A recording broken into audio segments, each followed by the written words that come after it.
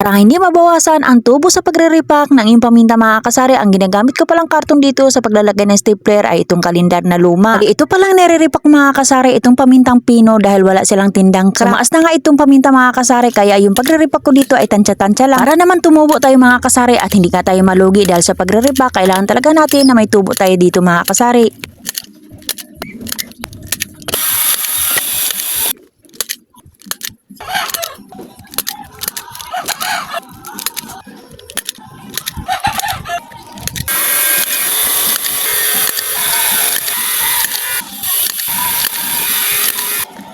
Okay po.